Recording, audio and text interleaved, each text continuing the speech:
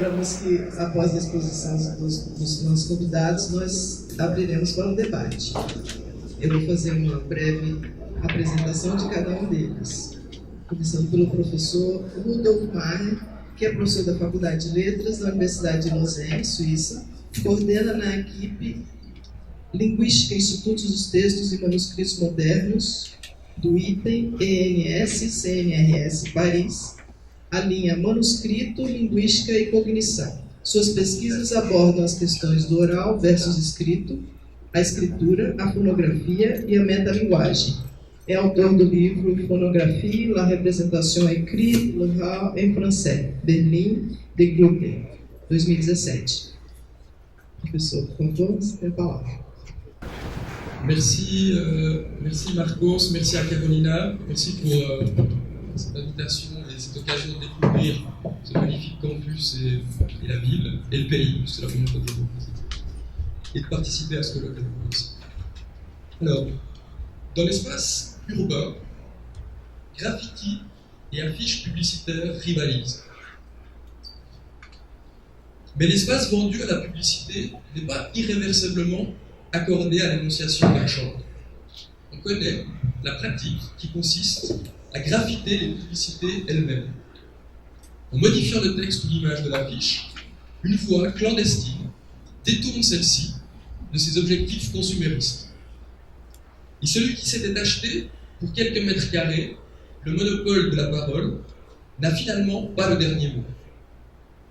Bom, após ter agradecido, né, o convite e dizer que está muito contente por estar aqui, né, ele começou no texto, né, no espaço urbano, grafites, pichações, né, que são incluídas nesse conceito, e cartazes publicitários rivalizam, mas o espaço vendido à publicidade não é irreversivelmente concedido a essa enunciação de mercado, né, comercial. Né, porque conhecemos essa prática que existe e consiste em grafitar, em pichar, né, as próprias publicidades. Né. Ao modificar o texto ou a imagem do cartaz, uma voz clandestina desvia, né, essa imagem de seus objetivos consumistas. E aquele que tinha comprado, né, por alguns metros quadrados o monopólio da fala, né, não tem no final a última palavra. Dans ces formes particulières d'écriture urbaine, celui qu'on pourrait appeler le piratureur, le ratureur pirate, inscrit sa réponse au discours publicitaire dans le discours publicitaire lui-même. Alors, quelle énonciation produisent ces écritures pirates, ces ratures de la publicité? Qu'est-ce que peut en dire une linguistique de l'écrit? Eh bien, ce sont les questions que je me propose de traiter avec vous.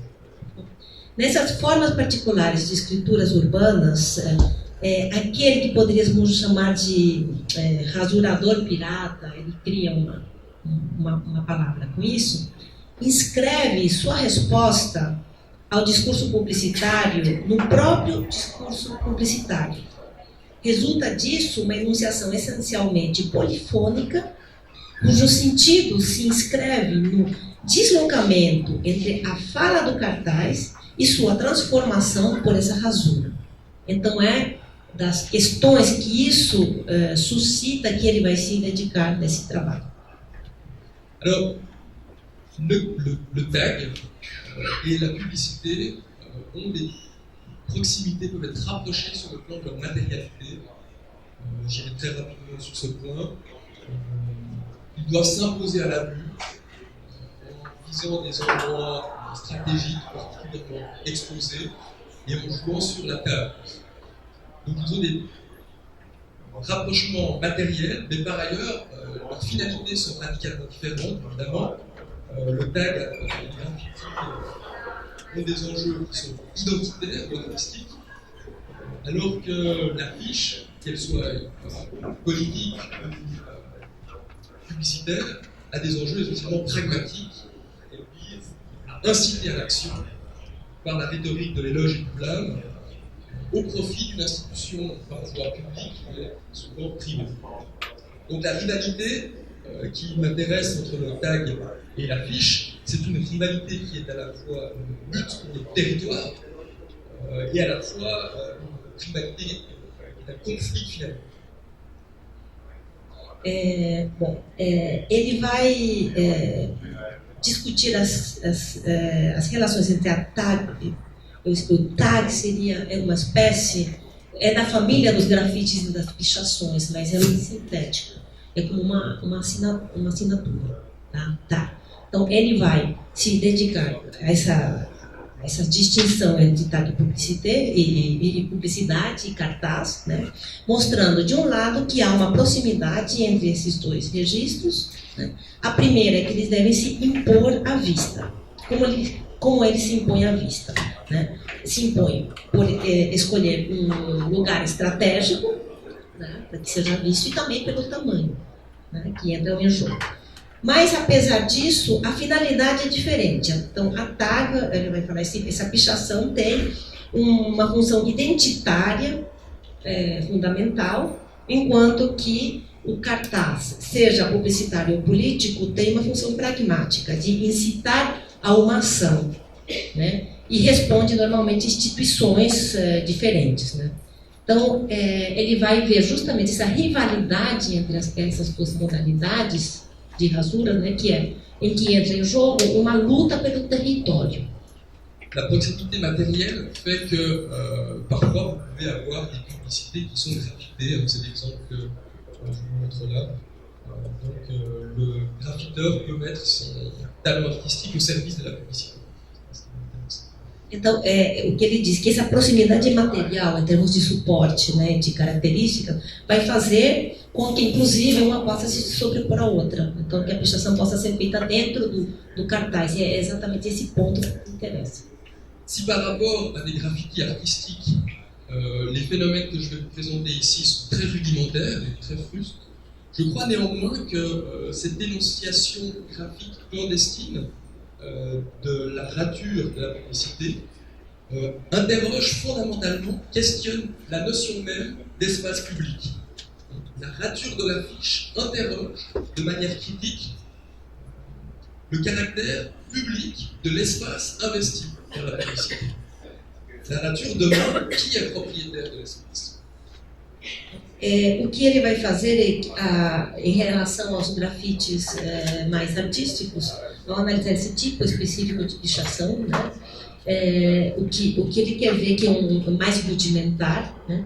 Ele vai falar sobre o que essas enunciações gráficas clandestinas, né, colocam em jogo. Então aí uma questão fundamental vai ser quem é o proprietário desse espaço. Il y a dans nos démocraties une tension entre le fait que pour des raisons patrimoniales, les villes gardent un droit de contrôle sur les murs des immeubles, par-delà même la propriété privée de ces immeubles. Donc elles gardent un droit de contrôle comme si cet espace était public, et en même temps le fait qu'elles vendent partiellement ces murs à une expression publicitaire qui ne sert que les profits du monopole, des profits particuliers. Donc il y a un caractère à la fois public inaliénable de l'espace que vient remettre en question la publicité, qui fait que cet espace n'est plus public au sens général du terme, il est public au sens dont on dit qu'un film est grand public. Okay. Então, tem uma tensão, ele vai dizer, né, nas democracias modernas, né, entre o fato de que a cidade, né, mantém o direito de controle do espaço público e sobre os muros, né, mas ao mesmo tempo colocar à venda, quando vende o espaço para uma publicidade. Né. Então, nesse sentido, esse caráter público e inalienável está questionado. Donc le citadin devient un public, comme un public, le public du film, et il est interpellé des milliers de fois par jour, disent les études quantitatives, il est interpellé en tant qu'actuel consommateur et en tant que potentiel client. Alors, disons qu'en une phrase, la publicité dépublicise l'espace. Et dans cette perspective, raturer une pub, c'est reconquérir le droit d'énonciation sur cet espace privatisé. Então, na verdade, o cidadão, então, se torna um público, mas no sentido do público de um filme, né, e não no sentido público mais forte, porque ele é interpelado milhares de vezes por dia, de acordo com estudos, né, como consumidor real, como potencial cliente. Então, dessa forma, a publicidade depubliciza, né, o espaço público, em princípio, né, e essas escritas, enunciações clandestinas acabam por, de certa forma, reconquistar, né, o direito a esse espaço público. De cette hypothèse, on prendra pour symptôme le fiasco auquel a donné lieu la campagne Liberté d'expression, dont je vous montre ici une affiche représentative, lancée par la RATP à Paris en 2004. Donc la RATP, c'est la Régie autonome des transports parisiens, qui offrait en 2004 à ses usagers des espaces d'affichage, des espaces blancs, intitulés, vous pouvez le voir tout en haut, espace public et liberté d'expression. Ici, la RATP vous donne la parole. Alors, réponse outrée des taggeurs, la liberté, on la prend. Autrement dit, on ne peut pas nous donner ce qui nous appartient déjà. Então, sintoma dessa questão que ele está colocando é o fiasco de uma campanha da empresa que cuida do transporte público na França, de ter colocado esse espaço em branco, né, dizendo espaço público e liberdade de expressão. Aqui, a RATP dá a palavra para vocês. Então, aí tem todas essas respostas, né, a liberdade a gente pega, isto é, não se pode conceder algo que já pertence, né, não é a empresa de transporte que vai fazer você livre. Alors, je ne m'avancerai pas plus avant sur ce terrain qui est celui de la sociologie des médias et de l'analyse du discours.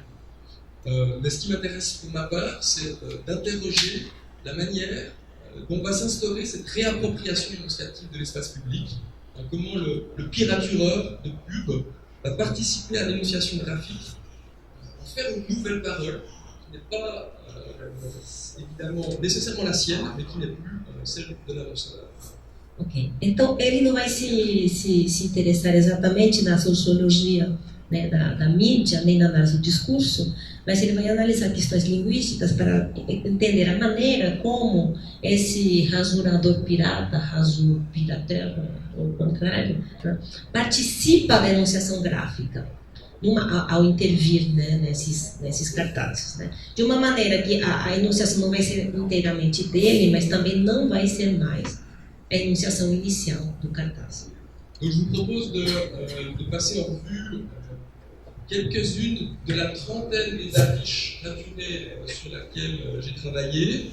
Là, je vous montrais simplement des images du campus de Lausanne pour vous montrer que, évidemment, technologiquement, les publicités se protègent de la nature par des panneaux oculaires qui fait que le geste pirate est de plus compliqué, pas impossible, mais plus compliqué.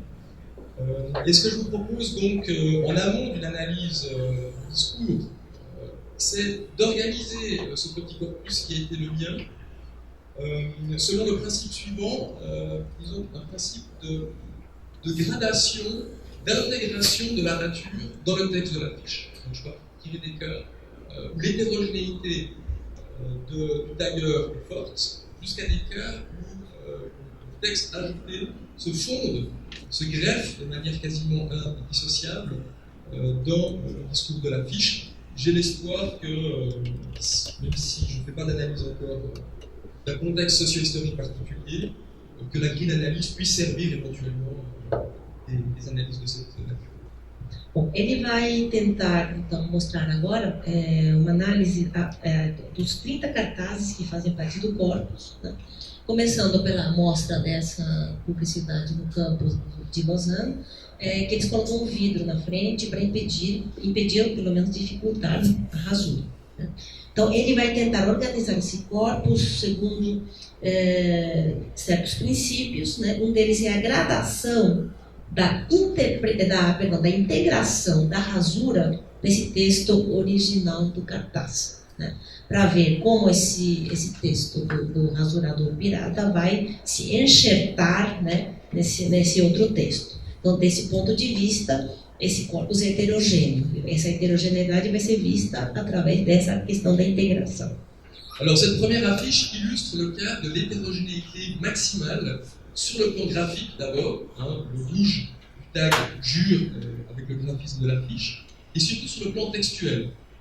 Ici, l'intervention n'a pas d'ancrage linguistique avec le texte. Le tag pourrait porter sur n'importe quelle affiche publicitaire. Il y a en somme deux énoncés différents dont la cohérence textuelle est à construire.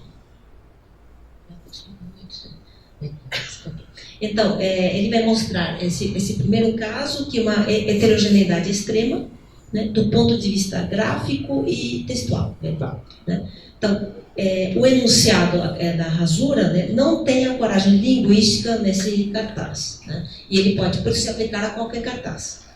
Então, em soma, são dois enunciados totalmente diferentes, cuja coerência, coesão textual deve ser estabelecida. Alors, sur le plan énonciatif, ici, il y a une contradiction intéressante entre le fait que le tagueur se laisse mettre en scène dans sa performance de tag, ce qui est un cas unique dans le corpus. Et donc, il se représente comme extérieur à l'énonciation de la publicité, clairement, la présence physique, contextuellement, mais textuellement, comme vous pouvez voir, il se représente comme une subjectivité, je fais le trottoir, donc comme une instance, comme une figure subjective de la publicité. Bien sûr, la voix qui s'énonce est une voix dissonante, qui sous couvert de décrire le lieu de travail de la publicité, cherche à briser la rhétorique publicitaire en identifiant celle-ci à la prostitution. Então, nesse caso há uma contradição nesse plano, uma contradição nesse plano enunciativo, né? Porque o enunciador, o pirata, né, vai se apresentar como um exterior, né, com uma figura subjetiva, com uma voz dissonante, mas que vai apelar para o lugar onde se realiza, né, onde se anuncia a publicidade. Porque, bom, je fais le trottoir, pelo que eu entendi, seria rodar a bolsinha. Você sabe, rodar a bolsinha, você não sabe a expressão. Então, ele vai pegar justamente o lugar de trabalho da publicidade. Então, assim, a publicidade roda a bolsinha, mas não dá, né? Ela faz a calçada, porque literalmente seria eu faço a calçada, trottoir a calçada, como a publicidade. Então, esse é o ponto de conexão. Donc il s'agit de métadiscours dans la mesure où ici le tag parle de la publicité, il parle de la publicité, de l'extérieur, mais il ne parle pas de cette publicité en particulier, mais du discours publicitaire en général. Então aí ele vai falar não dessa publicidade, mas da publicidade em geral, né, que faz o trottoir, faz a calçada. Donc les deux exemples ici qui sont probablement les moins intéressants et les plus ordinaires sont d'autres cas de métadiscours où le tag parle de la publicité, mais cette fois de cette publicité singulière, avec des degrés différents. Le premier, on veut des moches, parle de l'iconicité traditionnelle de la publicité, donc il ne parle pas que de cette publicité-là. Pour preuve, le on est le présent de l'énonciation, on va analyser ça en détail, alors que arnaque vient sanctionner la valeur du produit, en particulier de cette publicité. Donc ce genre de cas de métadiscours, qui parlent de la publicité, sont les moins créatifs, on peut définir cette notion de créativité, mais donc sont les moins créatifs dans la mesure où leur appropriété, leur à-propos, avec le discours qu'ils commentent, est très faible. On pourrait faire à peu près ces mêmes tags. Moche. Bom, então aqui mostra outros exemplos de metadiscurso, no sentido de que vai falar do discurso da publicidade em geral, né? Que para eles são os menos criativos e são aqueles que se podem aplicar a qualquer publicidade. Donc, dans le cas suivant, l'intégration textuelle est supérieure. Vous voyez ici, la publicité met en scène une énonciatrice dont elle représente la parole au discours direct. J'ai découvert mon voisin sur ses lits. La nature prolonge la logique textuelle de cette représentation de la parole en transformant cette interpellation sans réponse en dialogue. Le tagueur y parvient d'une manière économique en recourant à la sémiotique de la bande dessinée. Il insère un phylactère avec un appendice hors champ qui laisse suggérer un second énonciateur, qui est le consommateur réduit au silence par le premier dispositif publicitaire, qui s'arroge le droit de réponse et qui tourne en ridicule l'énonciatrice censée vanter le produit en lui répondant « Pauvre blonde, moi, mon voisin, j'ai juste frappé à sa porte ». Bom, aqui nesse outro caso, nós temos uma mesma situação de enunciação, então a diferença do anterior, em que o pichador vai se enganchar no que é dito, né, pela enunciadora da publicidade, que vai falar em primeira pessoa. Então, é todo um site para encontro de solteiros que diz assim: je découvert mon voisin sur Paris, eu descobri meu vizinho nesse site. Não é? Então, o que vai fazer? Usando um pouco a forma da história em quadrinhos, né? Vai transformar esse monólogo em diálogo, não é? E vai dizer assim: pobre loira, né?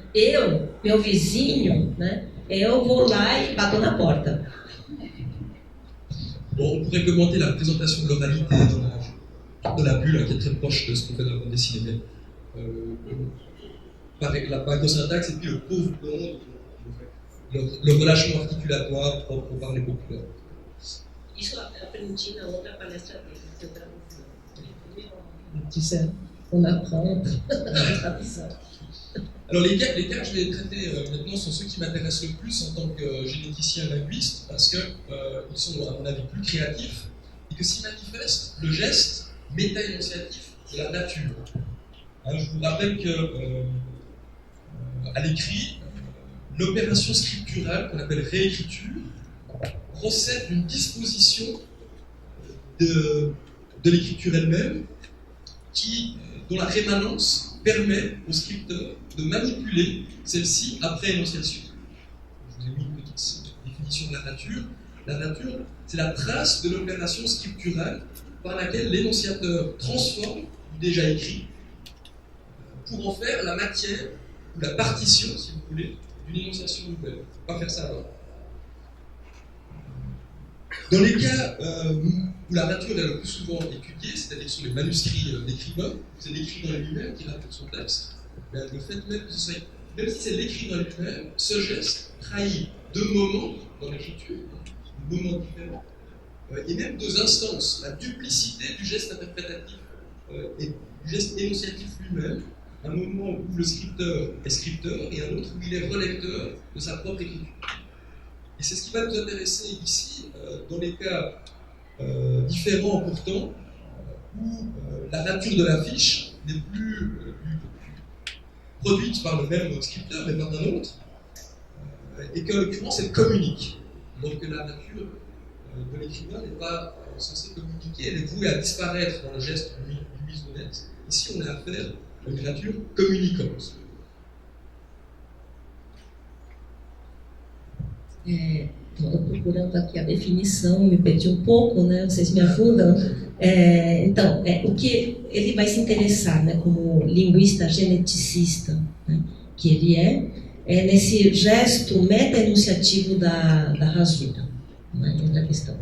Então, ele vai justamente dizer que a rasura se define como o traço da operação escritural pelo qual o enunciador transforma o já escrito, né, para fazer dele a matéria, a partição de uma nova enunciação. Então, é a partir disso que vai analisar.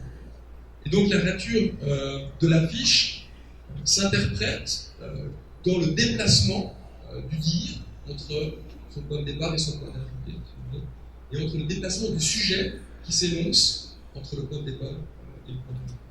Então, o funcionamento da rasura vai se definir justamente no deslocamento entre o enunciado inicial e o enunciado que vai ser incluído, e entre a posição do próprio sujeito né, inicial, que enuncia, e o do ponto de chegada.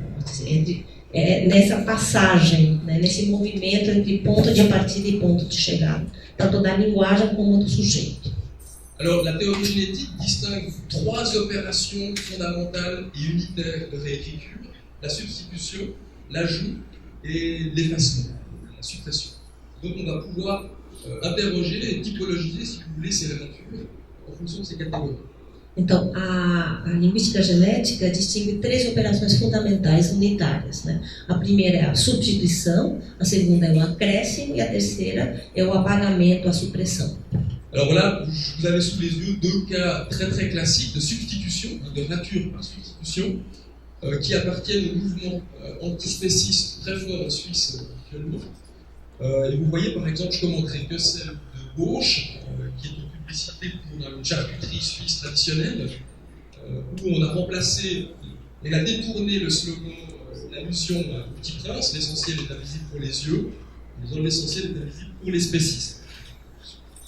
De la Donc c'est une substitution de niveau lexical qui, vous voyez, par rapport au métadiscours, ne vient pas parler de la publicité, mais la subvertit de l'intérieur. Ce n'est plus une publicité qui traite de cette saucisse, non, il y a un déplacement du discours publicitaire, il y a une seule énonciation. Comme dans le manuscrit de travail, l'effet de la lecture s'apprécie par le trajet parcouru entre une réclame qui vend une charcuterie et une affiche qui critique le manque de sensibilité des carnivores. Et dans ce contexte-là, il faut bien avouer que l'allusion au Petit Prince paraît mieux à propos dans le discours sur la revendication de la dignité des animaux que pour faire l'éloge d'une saucisse si traditionnelle soit-elle. Bom, então, aqui temos 3 casos de substituição, né? Antiespecista, o termo existe em português, mas acho que é vegetariano. C'est sont ceux qui ne mangent pas de la viande. Ok, ou veganos? Oui, c'est plus vegan. Ah, é mais vegano. Enfim, os que criticam aqueles que comem carne. Então, qui défendent le droit à la dignité des animaux en général. Então, o que tem em jogo é a dignidade dos animais.